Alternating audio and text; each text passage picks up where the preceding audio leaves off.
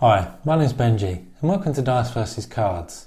Today we're looking at Cryptid, a competitive 3 to 5 player deduction or puzzle game, where you're playing as cryptozoologists looking to uncover the truth about a mythological creature in the vein of the sea serpent, the yeti or the chupacabra. Each player is going to be given their own clue that's hidden from others as to the cryptid's location, and it's up to you to uncover its secret lair. So let's see how this plays and whether this could be the next game for you.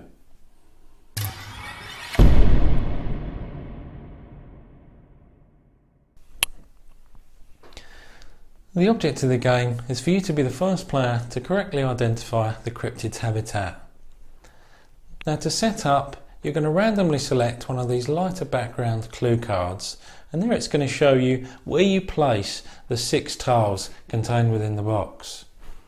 It's also going to show you where you place the octagonally shaped standing stones and the triangular shaped abandoned shacks, and these both count as buildings in terms of clues.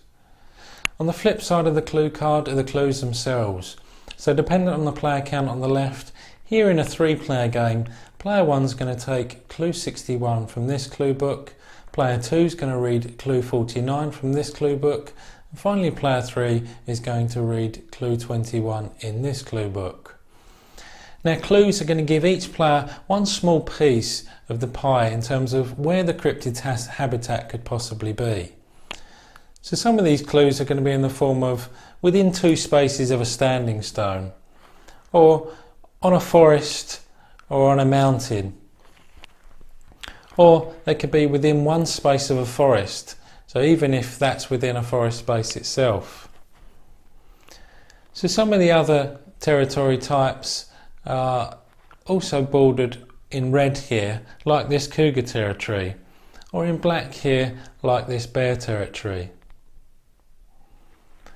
Each player is then going to take all the discs and all the cubes in their chosen colour, and to complete setup, each player, using their given clue, in order is going to place 1 cube in a space that they know that the cryptid cannot be, based on the clue they were given. Once everyone's placed 1, you go around 1 more time until each player has placed 2 cubes each. So starting with the first player, you're going to have one of 2 available actions. That can be to question an opponent on a particular space on the board where the cryptid might be, or once the game progresses and you feel like you have an inkling of where the cryptid's habitat might be, discover a certain space to see if you've won the game. So to question your opponent, you simply point to a space on the board and ask that opponent if, based on their clue, the cryptid could possibly be here. If the answer is no, then they place a cube of their colour on that space. And when that happens, you as the questioning player also have to place a cube on another space on the board based on your clue that the cryptid could not be. And when placing cubes throughout the game, you cannot place one where there's a cube that's already within that space.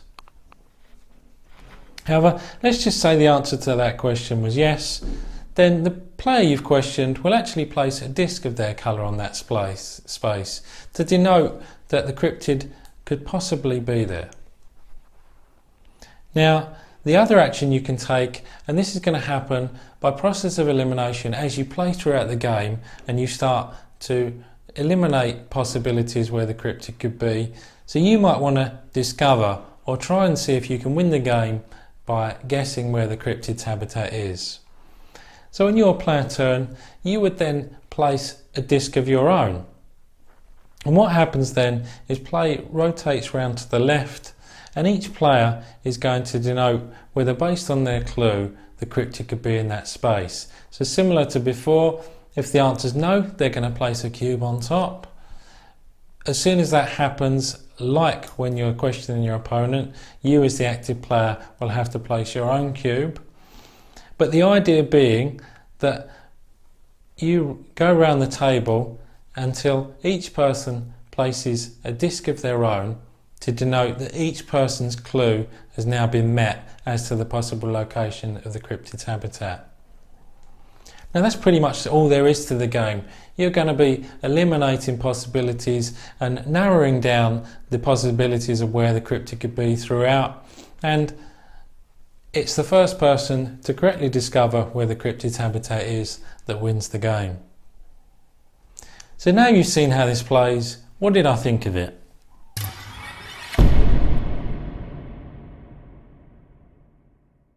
So who is this game for? Well, if you like your deduction games to be just like a puzzle, or if, for example, you don't like social deduction games because of their subjective nature and you want to deal in cold, hard, black and white facts, then this is going to be something you're going to want to check out. It's a light to medium weight game, so it does fit into that gateway category and could be a welcome introduction to the deduction genre.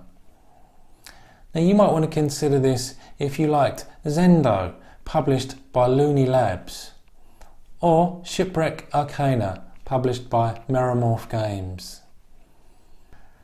So in terms of gameplay, well, everything's pretty much straightforward here. It's easy to learn, quick to get to the table, and because each player on their turns dealing in facts as opposed to something that might be open to interpretation, the game runs at a fun and brisk pace. And you should easily be able to get 2 or 3 games in each sitting.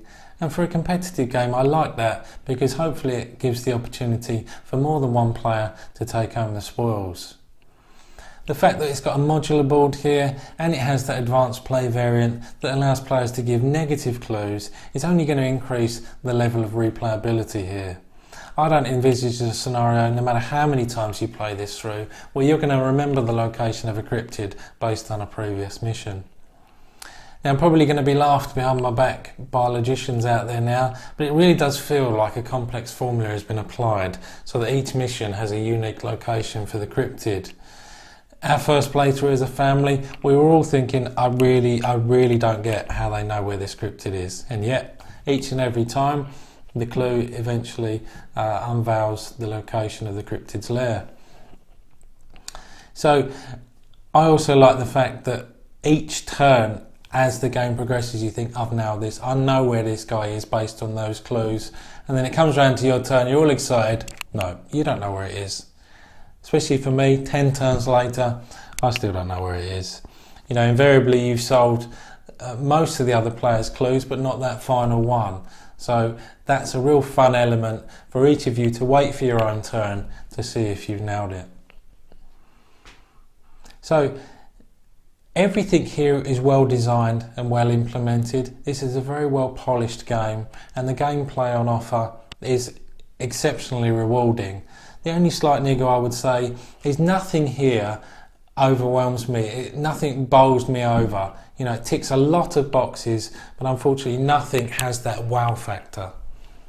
So in terms of the look and feel and theme of the game, well, production quality is just very good across the board. The box art is fairly attractive, component quality inside is well done, the card stock is good, everything's just good. Sorry to keep repeating myself, but again, nothing exceptional here, but you're getting really good value for money, I would say, with what's in the box and the level of replayability here. In terms of the theme, yes, it just about works. You're searching for that mythological creature, you've got that board, it could be on land or sea, you know, it pretty much works immersing you into that idea. But again, this isn't a theme-tastic game in the first place. So with all that being said, Dice vs Cards are going to give a final score of 7 out of 10 because this does so many things right, and this is a game I would recommend. This 7 out of 10 is not a harsh score, but because, like I said earlier, it did nothing to bowl me over and it had no wow factor for me, that's what's restricted it from getting a higher score.